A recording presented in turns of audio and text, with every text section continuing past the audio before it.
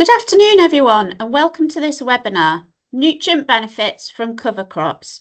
My name is Rachel Thorman, Principal Soil Scientist in the Soils and Nutrients team at ADAS. Anne, can you change the slide, please? Thanks. I'm joined today by my ADAS Soils and Nutrients team colleagues, Dr. Anne Bhogal and Dr. Kate Smith, who will update you with the latest research from Affinity Water conducted by ADAS on cover crop nitrogen release, and also share results from the nutrient management following cover crops farmer and agronomist survey, which was completed as part of the Cover Crop Decision Support Tool Scoping Project, and this was funded by AHDB and a number of water companies. Before we get started though, I need to run through a bit of housekeeping. This webinar is being recorded and the link will be sent out to you via email later this week. You may already have noticed your video has been turned off and your microphone has been automatically muted. However, during the presentation, you can post questions online in the chat. At the end of each presentation, there will be time for about 1 or 2 questions on points of clarification, and we'll then pick up as many general questions as we can in the Q&A session after both Anne and Kate have spoken. We'll be using polls during the webinar. We'd love for you to take part, so just click on the most relevant answer to you. At the end of the webinar, we'll show a Q&R code for a feedback form. A link to the form will also be sent out to you after the webinar. If you could take a few minutes, please, just to fill the feedback form in, we'd be really appreciated. Thank you. We have applied for basis points for the webinar, but unfortunately there is currently a temporary service disruption at basis until the end of June. So we do hope to be awarded points. So if you would like to register for them in anticipation, please add your name and basis account number to the feedback form. Thank you. So just a quick background to today's webinar. The benefits of cover cropping are clear. They can be very effective at protecting and improving soil and water quality by providing soil cover over winter and by retaining nutrients that would otherwise have been lost via leaching and erosion. They can also reduce soil compaction and help to control weeds and soil-borne pathogens and pests. However, less certain is the amount and timing of the nutrients released from cover crops and the availability of these to the following cash crop. So, for the benefits of cover crops to be fully realised, understanding their crop available nitrogen supply and impact on nitrate leaching and crop performance is crucial. Improving understanding of nutrient release from cover crops will therefore help farmers and growers to better manage their nutrient inputs for maximum efficiency. So in today's webinar, we're hopefully going to help in this understanding of cover crop nutrient release. So without further ado, I'm very pleased to introduce Dr. Anne Bhogal, Principal Soil Scientist at ADAS, who will share recent results from the NiCCs nitrogen release from cover crops project. Over to you, Anne. Thank you, Rachel, and good afternoon, everyone. It's really good to see so many of you on this call this lunchtime. So as Rach said, I'm going to be covering the NiCCs, that's nitrogen release from cover crops, phase 2 project, which focused on destruction method and timing. And at the outset, I just want to say I'm a bit of a messenger. This is very much a collaborative effort.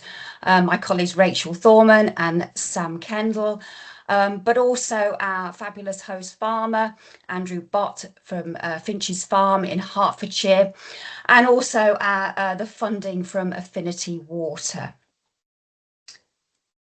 So Rachel's nicely covered the background. So just briefly, yes, cover crops are fantastic. We know they're great at reducing nitrate leaching and increasing that nitrogen retention. But there's less certainty about how much nitrogen is released and what factors affect the amount that is released. Can some of this nitrogen, for example, be lost by leaching following destruction and before the following crop can capture it. And this is really important information when it comes to determining the subsequent crop's nitrogen fertilizer requirement, and have implications in terms of potential cost savings for the farmer, but also if we can reduce fertilizer, we can reduce the carbon footprint of the farm. So some of you will be aware that of NiCCs 1, which ran from 2021 to 2023. This was funded by Portsmouth Water and Affinity Water, and in it we looked at a couple of different cover crop mixes and confirmed the benefits of those mixes, particularly mixes with radish in, at reducing nitrate leaching and increasing nitrogen retention. And we looked at destruction technique and found that chemical destruction using glyphosate improved nitrogen availability compared to mechanical destruction, which was either rolling on a frost or chopping and incorporating. We also found that mechanical destruction in some circumstances could lead to increased weed burden in the following cash crop. But we found that cover crops do increase crop yields, but only if they were destroyed chemically. And the report for that has been published for a while on Farm PEP, and the link there if you want to go and find that. So we move on to NiCCs phase 2, which ran from 2023 to 2024, funded by Affinity Water. And we built on the NiCCs 1 findings. We wanted to look again at destruction technique, but also destruction timing on nitrate leaching, soil nitrogen supply, and the performance of the following cash crop. And also something that we didn't do in NiCCs 1 was to look at the impact of reducing our fertiliser rate in the subsequent cash crop. So as I say, we had a site in Hertfordshire on a sandy loam soil, quite deep soil over chalk. And we had 2 core treatments, no cover crop, so just allowing weedy stubble to grow back. And then a cover crop, which was the farmer's own mix, minus a legume. We asked him to remove the legume from the mix because we didn't want any complications of nitrogen coming in from other sources, i.e. nitrogen fixation. So the mix contains spring linseed, turnip, millet, buckwheat and phacelia. That was established in August 2023. And then we again looked at 2 different destruction techniques at 2 different timings. So at the first timing in January, we had a great frost and we were able to mechanically destroy the cover crop by rolling on that frost. And we compared that with chemical destruction using glyphosate. At the later timing, about a month later, towards the end of February, we didn't have a frost. So we switched our plans and we ended up mowing the cover crop as our mechanical treatment and then comparing that again to glyphosate. We followed that with a spring oat crop. Now that spring oat crop was received a conventional rate of nitrogen fertiliser, which on the stubble treatment was 145 kilos of nitrogen. But on the cover crop, we were able to reduce, and you'll see in a minute why we did that. We reduced the N rate to 115. We knocked it back by 30 kilos.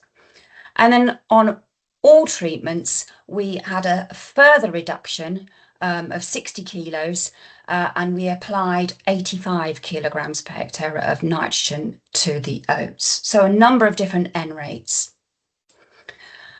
Then in the spring, just ahead of the cover crop, the first cover crop destruction, we measured the amount of nitrogen in that cover crop, so that's that green bar on the chart here, and the amount in the soil as mineral N down to 90 centimetres. And you can see already that we've got quite a substantial amount of nitrogen, up to 40 kilos of nitrogen being captured by that cover crop. compared to only about 10 in that weedy stubble, showing that it had been effective at taking nitrogen up over the winter period, and that nitrogen would undoubtedly have been lost otherwise. And we ended up with, I've called it soil nitrogen supply. It's what was in the above ground biomass plus what was in the cover crop, of about 80 kilos going into the cash crop, ahead of the cash crop, compared to 50 kilos. And then on the basis of these findings, we reduced the nitrogen fertiliser rate to the oat crop on the cover crop treatment by 30 kilos. Now, a lot of work on cover crops to date have focused entirely on the above ground biomass. And we were very much aware that there was quite a significant below ground biomass, particularly as you can see from this picture here, with the turnip root, big storage root, but also Phacelia has quite a significant root system. And so we did just a bit of a look-see. We didn't analyse all the different cover crop species. We just looked at Phacelia and turnip just to understand, or begin to understand, how much biomass and nitrogen were below ground. So we looked at the foliage and the root, and if we look at this root to shoot ratio, not surprisingly, with the turnip, considerably more, 4 times as much biomass in the root compared to the shoot, and for the Phacelia, it's fairly much the same in terms of root to shoot ratios. In terms of nitrogen content, in the turnip shoot, you can see high concentrations of nitrogen, and the root systems of both plants having a similar nitrogen content. We measured total carbon in order to then be able to look at the C to N ratio of the different plant parts. And the lower the C to N ratio, the more mineralizable that material is, and therefore the more rapidly available the nitrogen is likely to be. And so you can see that the turnip foliage followed by the Phacelia had the lowest C to N ratios, and the C to N ratio of those root systems were pretty similar, around about 25 to 26. And this C to N ratio is sort of on the borderline between N release by mineralization and N immobilization. So much slower release of nitrogen from those root systems.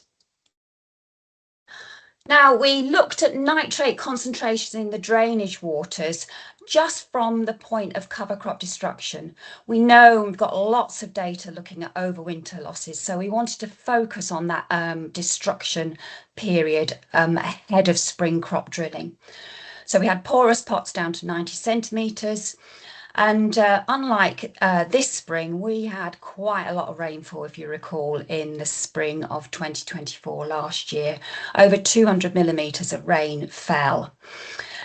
Now, on this chart, the sort of brown and yellow lines are the weedy stubble, and the green lines are the cover crop, with the solid lines being the mechanically destroyed and the dotted lines the chemically destroyed. Now you can see right at the outset, before that T1, that early destruction, we've got more nitrate, higher concentrations where we had no cover. So this is confirmation that that cover crop that we had in over winter had basically dropped concentrations to negligible levels in the drainage waters. But interestingly, the destruction at T1, which was rolling on a frost, and it was a sharp frost, so we believe that impacted the cover crop that we sort of left undisturbed for a month. We believe that started to be broken down as well by that frost, even though we didn't roll on it. You can see from that point we're getting a steady increase in concentrations where we had the cover crop present, indicating that nitrogen is getting down into the drainage waters, probably due to a combination of there being no cover and therefore no uptake, but also potential breakdown of that residue and movement down through the profile and into the drainage waters. So ending up with concentrations higher or the same as where we had no cover. If we then combine that with the total volume of drainage that we had over that period to get the total losses in kilograms per hectare, we can see that not particularly high, 10 kilos of nitrogen lost. And you can see that although we got that creep in concentrations on the cover crop treatment, we still get the higher losses on those stubble treatments where we had no cover. And you can see that the mechanical, the T2 timing on the whole tended to be lower than the T1 timing, and that's purely down to the amount of drainage that was calculated to occur after those different destruction timings. Then we also measured, as we did in NiCCs1, topsoil mineral N to 20 centimetres over that spring period following destruction. And now this is a bit of a noisy graph and it looks like all the lines are on top of each other, but I'll just talk you through it. So from the early January, February period, you can see that concentrations in the topsoil, so kilograms per hectare of mineral nitrogen, around about 15 to 20 kilograms per hectare, fairly steady. And then we drill our spring oats and we get a significant increase in temperatures over this time period of about 10 degrees C. And you can see that in relation to that, we get an increase in mineralization and nitrogen is starting to increase on all of the treatments. But there were some subtle treatments differences that we were able to pick up with statistical analysis. Most notably, that the highest mineral N that we measured was following the chemical destruction, so the dotted lines of the chemical destruction of the cover crop at the later timing. So this light green peak here is the later timing of cover crop destruction. And pretty much on most occasions, the chemical destruction were coming out higher in terms of mineral N in the topsoil compared to the mechanical destruction, albeit those amounts being quite small, no more than 5 kilograms per hectare. But interestingly, this mirrored what we were seeing in NiCCs1, which was showing higher availability, higher mineral N contents where we chemically destroyed the cover crop. And just to say that this drop later on in the season is because we've got the cash crop growing and it's starting to take up that nitrogen. If we then move on to look at the spring oat grain yields in harvest 2024, we got some good yields, and this graph is the average across both that full N rate and the reduced N rate. And there weren't actually any statistically significant differences in those overall average yields, but note that our highest yields were on that cover crop treatment that had been chemically destroyed at timing 2. So linking through to where we saw those higher mineral N in the topsoil amounts in the spring. And our lowest yields were on the stubble, so no cover crop, destroyed mechanically at timing 2. Now, if we then look at the N rate effects, we did see a significant effect of reducing nitrogen by that 60 kilos per hectare. So here we have in brown the weedy stubble and in green the cover crop treatments. And you can see that where we put on 85 kilos, we got around about half a tonne lower yield. We were expecting those yield differences to be bigger, to be fair. But importantly, what we do see here is that we've got our highest, marginally higher, albeit, highest yields on that cover crop treatment, which only received 115 kilos per hectare. So we were able to achieve comparable, if not higher yields with that reduced N rate. So in terms of impacts on margins for the farmer, so we went into a cost benefit. Now, a lot of numbers on this slide, and I'll just take you through them row by row. This is for that full N rate, the conventional N rate on all the different treatments, and I've highlighted some key results. So if we take the top line, it's the output, that's the return on the yield of oats, and you can see where we got the highest yields on that cover crop chemical T2. We get that highest return in terms of output. But then we need to factor in all the costs. So we've got the variable costs, so that's costs of cover crop seed, of cash crop seed, of sprays, of slug pellets, of fertilizer. And you can see that the highest costs, variable costs, were again on that cover crop treatment that was chemically treated. Because of the cost of those additional sprays. So, but despite that, because of the higher yields and also the lower fertilizer costs, we got the highest gross margins on that treatment. But obviously we need to then factor in the operational costs. So that's the cost of getting your tractor out. And these costs were highest on the mechanically destructed treatments, and the cover crop treatment in particular, with mowing being marginally more expensive than rolling on a frost, and the mechanical treatment obviously being the same for the stubble, but we've got additional slug pellet treatments on the cover crop treatments that are factored in here. So the highest costs on that mechanical treatment there. So then adding them all up together and subtracting various things, we end up with the net margin, which you can see is highest for that cover crop chemical T2 and lowest for that cover crop mechanical T2, just because we didn't really get the yield benefit on that mechanical treatment.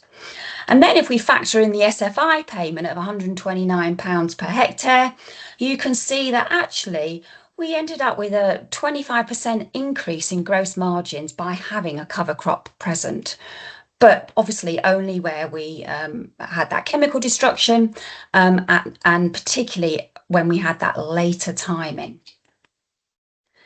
If we then look at the comparison with that reduced N, so that's 85 kilograms per hectare, I've displayed this as a bar chart, and you can see if we look at the cover crop to start with, you can see that obviously that yield reduction had an impact on margins.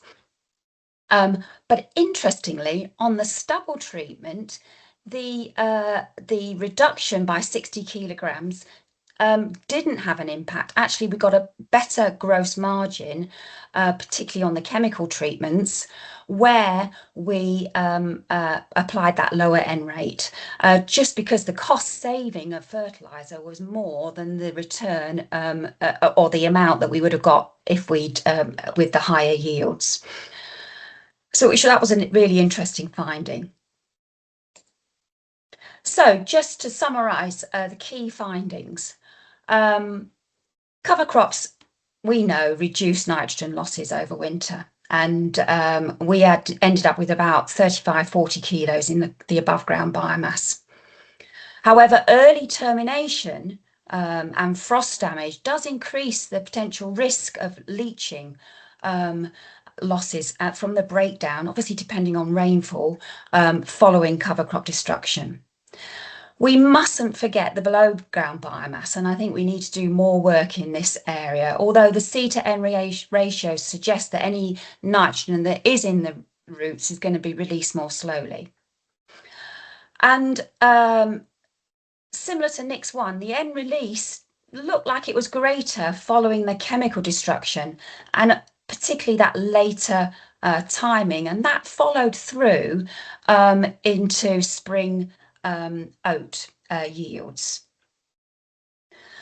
We were able to reduce fertiliser by 30 kilos without any impact on yield, but we couldn't reduce it any further. The further reduction did have an impact on yield, but the cost of the cover crop was more than compensated by the increase in yield and the lower fertiliser costs. And this obviously has a benefit too for the farm carbon footprint. Now, both NiCCs 1 and 2 are showing that mechanical destruction does have a negative impact on crop yields. And timing of destruction is clearly important. This study is suggesting that the gap between destruction and spring crop establishment in this particular season should have been minimised in order to be able to make full utilisation of any nitrogen that was released. But I think this is something that we need to do further work on. And really, just to talk about further work, we're now actually on NiCCs 3, phase 3, which is currently running. And this again is funded by Affinity Water, and we've had seeds kindly supplied by Frontier. And we've been brave, and we're now looking at legumes, the impact of having legumes on nitrogen release in that mix. So we're comparing a weedy stubble, oil radish and phacelia, oil radish, phacelia, vetch and clover. And rather than looking at destruction technique, we're looking again at destruction timing, early versus late.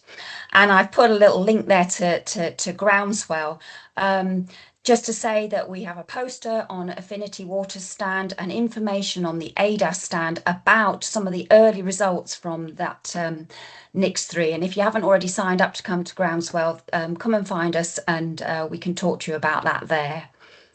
And so I'll just end by saying thank you, but also to say that we have literally, over the weekend, just published the full report from the NiCCs 2 project, and that can be found on Farm Pep, and the link is there. So I'll end it there. Thank you, Rach. Thanks, Anne. That's excellent. Thanks for that update on NiCCs project. We do have a couple of points of clarification. The first one is, yes, you will be able, we will email the link to the webinar to you at the end of, it'll be later in the week, so you will be able to see this again. And I believe it's probably going up on the ADAS YouTube channel as well. And specifically to you, just a point of clarification on what was the soil type that the experiment was carried out on, please? It was a sandy loam. I put that on the first slide, I think it was, yeah. Cool, that's it. I think that's all we've got on points of clarification. We do have some more questions for you, but we'll pick those up at the end after Kate has spoken. Thank you. Just to say thank you again, Anne, thank you. So next up, I'm delighted to introduce Dr. Kate Smith, Principal Soil Scientist at ADAS, who will share results from the nutrient release from cover crops decision support tool project. The floor is yours, Kate. Great, thank you, Rach. So good afternoon, everyone. Yes, today I'm going to be presenting the results from the nutrient release from cover crops decision support tool project, and really just focusing on presenting the results from the farmer and agronomist survey that we carried out. So this project was funded by AHDB, Anglian Water, Southern Water and Wessex Water. It's been carried out by a team at ADAS, including myself, Anne, Isabel Lloyd, Jess Wilcox and Ali Arden at Compass Agronomy. Next slide, Anne.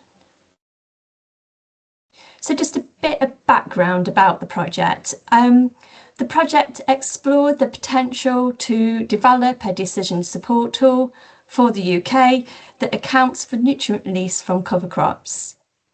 It included several tasks and began with a review of nutrient availability from cover crops.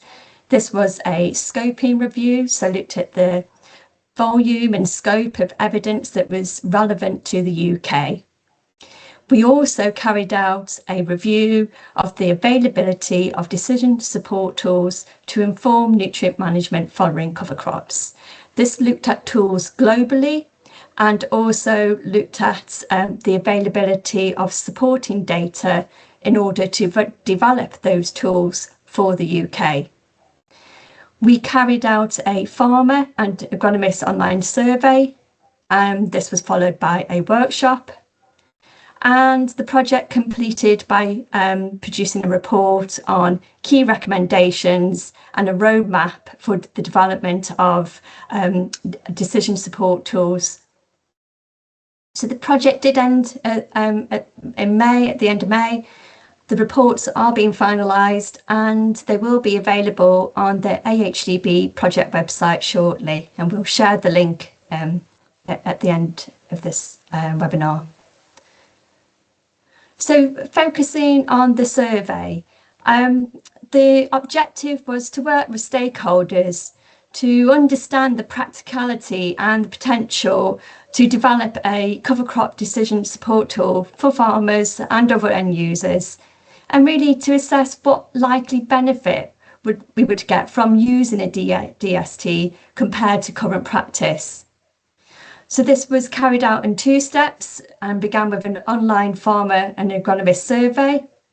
And then we carried out the workshop, and during that we spent some time to discuss with participants in more detail about what they currently do and what they would like from a DST.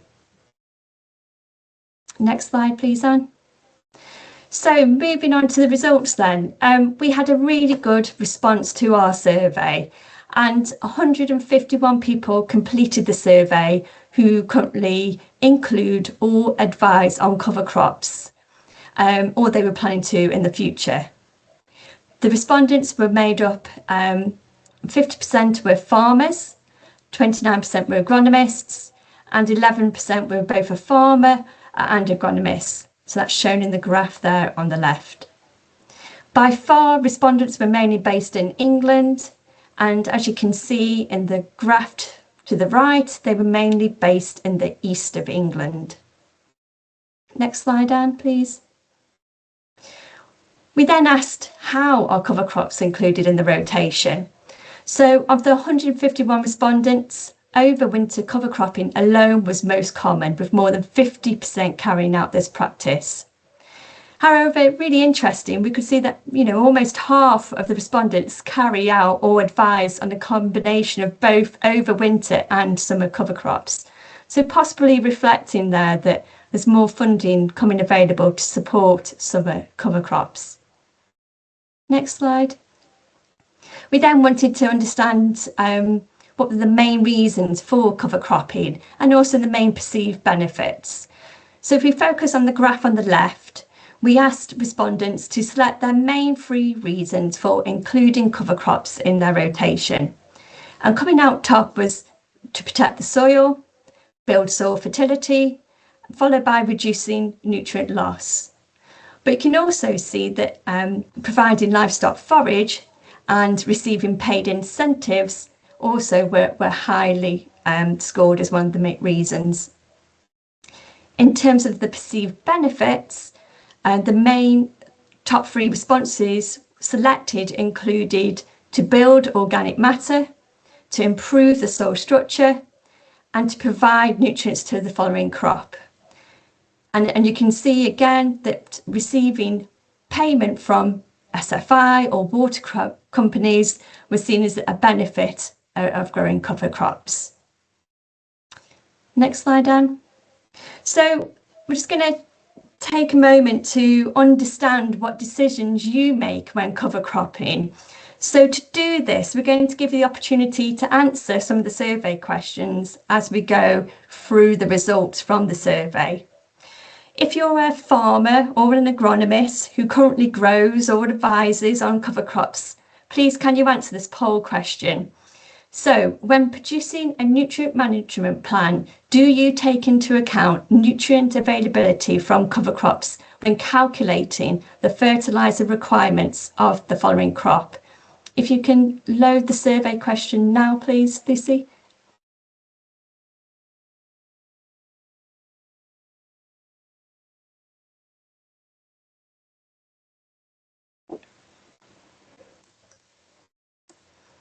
Okay, so responses are coming in. If you look in your chat, if it's not on your screen, you can look in the chat to see the question, to submit your votes or to view the answers. We'll just let this settle down.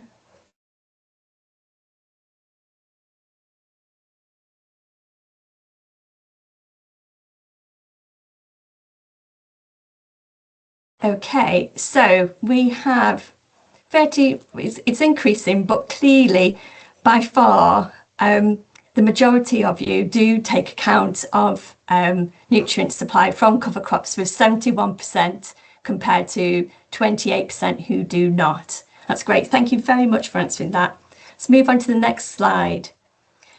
So in contrast, when we asked this of our survey respondents, it was 57% did not count for nutrient supply from cover crops, with 40% replied that they did. So slightly different proportions there. And click again. And we then asked, those that did not take account of nutrient supply from cover crops, why was that the case? So top answer that came out was that it was too variable or difficult to quantify nutrient supply. They were unsure of the nutrient type or the timing and the reliability of that nutrient supply. 12 respondents replied that they felt they needed more of a support to make that decision. A large proportion, around 7 respondents, replied other answers, and then 1 selected all of the above. So of the other reasons, these included having cover crops grade, so the nutrients being removed from the field by the livestock.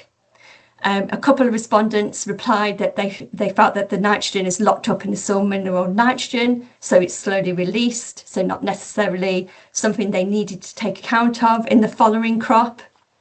Others followed the results of trials that showed no benefit, and one respondent answered that they only account for nutrient supply if it's a legume-rich cover crop mix. So different views there that we captured. Next slide, please, Anne. So then for those that do account for nutrient supply from cover crops, so that was 65 of our respondents, we asked how they did this or where they got their information from.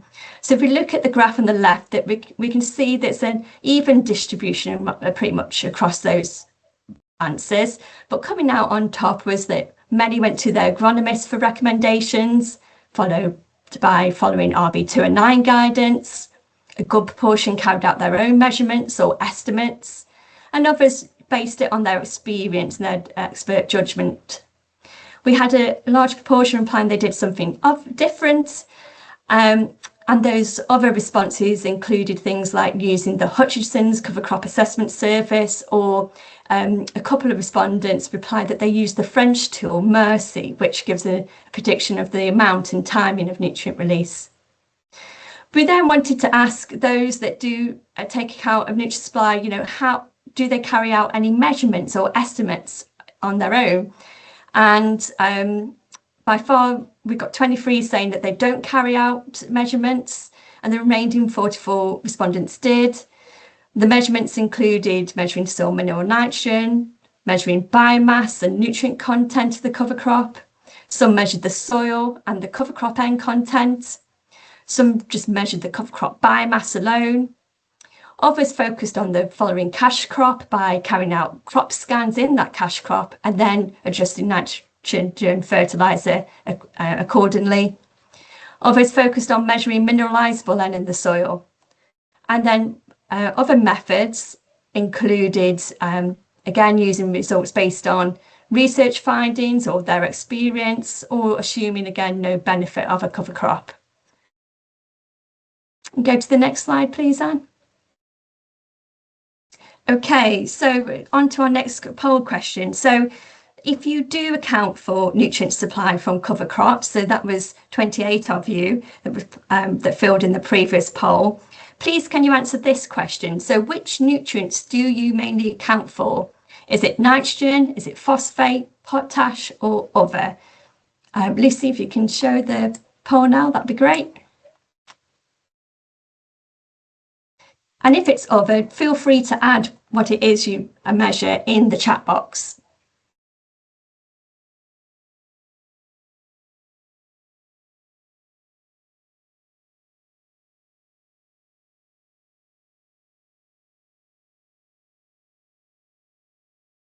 Brilliant, thank you. So by far coming out on top, you can see the results in the chat.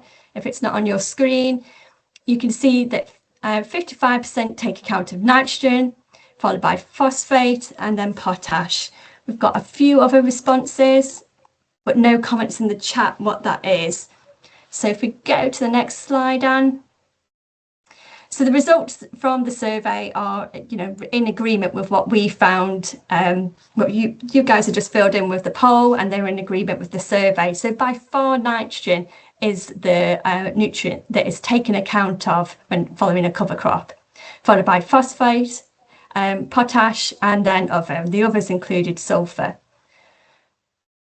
So if we go to the next slide, right, one more poll, another poll. Again, if you do account for nutrient supply from cover crops, please can you answer this question? How do you interpret the recommendations given by the AHDB Nutrient Management Guide? Do you increase soil nitrogen supply by 1 index, increase soil nitrogen supply by 2 indices, or do you do something other? And that can include you don't follow the AHDB Nutrient Management Guide. Lucy, do you want to share the poll, please? So if you can please fill in this question and any other answers, pop them in the chat.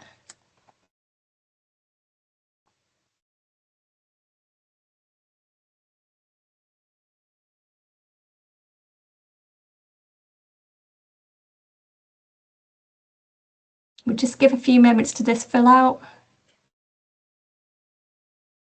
Brilliant. Okay, so by far we're seeing that over 80% of you take increased soil nitrogen supply by 1 index, none increase indices by 2. We've got 4 that select other, but nothing added to the chat. So if we go to the next slide. So that's really in agreement with what we were seeing with the survey. So by far, respondents were increasing soil nitrogen supply by 1 index following cover cropping. A few increased by 2 indices, but a large proportion were doing something different. And the number of other answers included, it depends on the growth or the quality of the cover crop, depends on the following crop type. Others mentioned tools that they use, like the Maize Growers Association Nitrogen Predictor tool. And then another, comments about nitrogen release being slow and over the long period, so they don't amend for it. If you click, please, Anne. We then asked specifically what rates of what reduction in N fertilizer rates do you apply to the cash crop following cover crops? And we can see that the majority reduced nitrogen fertilizer rates by up to 30 kilos of nitrogen. A good proportion again responded that it varies each year, and then up to 60 kilos per hectare. And this reduction up to 30 kilos in a hectare is consistent with what we found in the scoping review for looking at the available evidence from studies in growing conditions relevant to the UK. Next slide, please, Anne. So to finish off the survey, we then asked respondents whether they were interested in having a DST for cover crops, and by far you can see that 129 out of 150 here replied that yes, they were interested in DST. Some mentioned that they already use a DST, and they're listed there below. You can see many of which I've mentioned already during the presentation. In terms of the features that they would like to include in the DST, they were quite varied. And coming out on top there was having a measure of the fertiliser replacement value of that cover crop, understanding the type and the amount of nutrient release, followed by understanding the impact of destruction timing and the method, understanding the nutrient release both to the following cash crop but to all others in the rotation, capturing the impact of soil type and weather, and also the tool being a way of capturing biomass and nutrient uptake by the cover crop. So lots of different features there that were of interest by the respondents. Next slide, please, Anne. So to conclude, we achieved a really good response of 151 farmers and agronomists filling in the survey, and most were based in the east of England. 48% of respondents grow or advise on a combination of both an overwinter and a summer cover crop. 57% of respondents do not take account of nutrient availability from cover crops, the main reason being that nutrient supply is too variable or difficult to predict. 43% respondents took account of nutrient supply from cover crops, mainly nitrogen, when making nutrient management plans. And in terms of reducing the nitrogen fertiliser rate, this was mainly in the region of 0 to 30 kilos of N per hectare, with the next popular response being that the amount varies each year. For RB2 and 9, when following this, the cover crop guidance in RB2 and 9, respondents would increase S&S indices by 1, and therefore the reduction in N rate is going to vary depending on the following crop type, the initial S&S index, and the soil type. Overall, the majority of respondents were interested in using a DST to help inform nutrient management plans following cover cropping. And the results from the survey and the workshop highlighted a diverse and varied DST is required to meet the different requirements of end users. Next slide, Anne. So just to wrap this all up, AHDB have released a follow-up survey, so please do take part if you're interested. And it's a single question survey, so you can join it either by scanning the QR code or following the link which Lucy has added to the chat. And the question just asks, what would lead you or your clients to make changes to your or their post-cover crop fertiliser requirements? So it's a simple one question survey. If you've got time, it would be great if you could just fill that in. Thank you. Next slide, Anne. And that's it. So just thank you very much. And as I say, the results will be published soon on the AHDB website. Excellent. Thanks, Kate. That's really interesting to see that from the survey that changes made to the nitrogen fertiliser recommendations were mainly within the region of 0 to 30 kilograms of N per hectare. And that's really consistent with what Anne was talking about earlier from the NiCCs findings, showing that we were able to reduce the bag N by about 30 kilograms of N, but we didn't have any effect on the yield. So most people are sort of doing what we found experimentally to be that sort of a good point to reduce your bag N by. At the moment, we do not have any points of clarification for you. So we'll just, at this point in time, I'll just like to invite Anne back onto the screen, please. So Kate and Anne can answer some questions. So yeah, just during these questions at this session, if you've got any questions, please do add them into the chat and we'll do our best to get through them in the last sort of 10 minutes or so that we've got left. So yeah, first of all, Anne, did you look at post-harvest residual N levels? Yeah, we did. Thanks, Rach. Yes, we did measure post-harvest soil mineral N. And as with the yields, the main difference we found was due to the N rate reduction from the 60 kilos N rate reduction. We didn't see any impact of, if I remember rightly, cover crop destruction method or timing.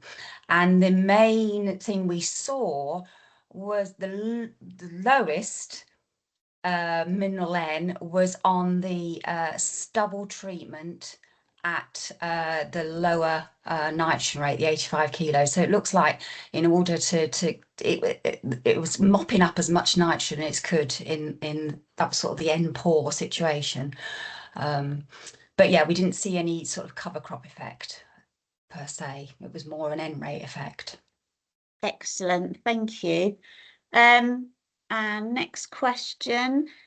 Based on your findings, do you think it is sufficient just to use above ground biomass rather than above and below ground biomass to measure SNS to understand how you can adjust your N rates following the cover? That is a good question. Sorry for that one. Yeah, at the moment, I would say yes. Yeah, above ground biomass is sufficient. We were concerned, as I said, that there seemed to be a lot of root. But I think we need to do more work on roots. I think measuring above ground biomass is obviously infinitely easier, and I don't think we would get to a stage where we would ever say measure your below ground biomass, but it would be good to have some numbers to be able to almost predict below ground biomass if you know what your above ground biomass is. So you use those root to shoot ratios to work it out. But I don't think there's a huge amount of nitrogen below ground necessarily, and it seems to be from the C to N ratio that it's more slowly available. So it might not come out to the following cash crop, but I'm guessing there because we need more data. It'd be really interesting to see how legumes in the mix impact on below ground as well, and with the nodules, how they break down. That would be, I mean, again, like you say, Anne, you know, above ground biomass is probably absolutely sufficient at this stage, but yeah, just one of those research questions, isn't it, to understand what's going on there. Yeah. Excellent, thank you. Yeah, we've got somebody called Leonard who's got his hand up. Leonard, could you maybe type your question into the chat for us, please, if that's possible? That would be good. And then I think this might be for Kate, maybe. Currently, farmers with limited machinery options are cutting and chopping biomass with their combines. However, this is expensive and they are having problems with hairpinning when direct drilling due to the large amounts of chopped biomass. Do you know of any trials where the biomass was removed by mowing and baling, allowing ideal direct drilling conditions? Allowing the baled biomass to compost, helping controlled weed seed, and then spread compost back on a growing crop? If not, it would be an excellent proposal for some additional research. Do you know an organisation that could conduct such trial work? Either both of you, I guess, could have a go at that one. I haven't heard of, no, it's not something that I know that's been looked at. But yeah, it is clearly an issue, not being able to direct drill through the residue. Yeah, and definitely is something that I guess it really does build on what you've been looking at, Anne and Rach, with the NiCCs and the mechanical destruction, really. Yeah, I think it's probably something that would be really interesting to look at, really, and how you can mitigate that. Excellent. And we do know of an organisation that could potentially do some work. Yeah. Oh, thank you. Hairpinning is when the trash wraps around the discs of the drill. Thank you for that clarification. So another question for you, Anne. Will you be continuing NiCCs too, so you can compare trials year on year? And what do you attribute increased yields to from using glyphosate? Good question. So NiCCs 1, we were able to extend through on the same site. We looked into the following year as best we could, and we didn't really see much in terms of carryover. NiCCs 2, we are not continuing at the same site, unfortunately. NiCCs 3 is a new field on the same farm, basically, but we're not looking at those extended sort of long-term impacts. What was their second part of the question, Second one. Rach? Sorry. No, you're right. What do you attribute increased yields to from using glyphosate? Okay, yeah. So I think it's a combination, potentially. I think that early, although it's small, that early N availability, that sort of more rapid release, I think is really important for getting the crop going and off the ground. So that's slightly higher and quicker N release that glyphosate gave compared to mechanical destruction. But also, I don't think we can discount weeds. Certainly in NiCCs 2, we didn't have a weed problem, but in NiCCs 1, we did. On the mechanical destruction, it didn't, particularly the mowing, didn't really sort out and get rid of the cover crop. We got some regrowth, but we also had volunteers still coming back. So I think it's a combination. Obviously, glyphosate is very good at clearing everything up, but also I think it so you get a good seedbed, but I think nitrogen does come into it, that slightly quicker release. Excellent, thanks, Anne. Sort of following on a bit from that, the first part of that previous question, it's just a comment really, actually, but interesting to see if the higher N rate plots see higher nitrogen leaching rates in the following winter. Yeah, it would have been. Yeah. That's something we did in NiCCs 1, but we haven't done in NiCCs 2, unfortunately. Yeah. Okay. Really interesting presentations. We have seen a few years of early chemical destruction followed by late spring drilling due to wet weather. Your results suggest these are perfect conditions for maximising spring N leaching before active crop uptake, but would be interested in your thoughts. Yeah. I think spot on, summarises it really well. Yeah. I think that's the challenge really, particularly saw it in over winter 24-25. Last answer begs the question, why does glyphosate seem to provide earlier N release? Well, you're desiccating it, aren't you? Actually, you've almost got that initial breakdown that that still needs to happen when you're using other methods. Excellent. Yeah, I think I would agree with you there, Anne. One last question, I think it's for either of you. Any research or studies on nitrate reductase to help combat nitrate pollution? Oh. That's a good one to end with. I don't know of any. I'll be honest. I don't either, I'm afraid. Yeah. Okay, that's cool. Excellent. Right.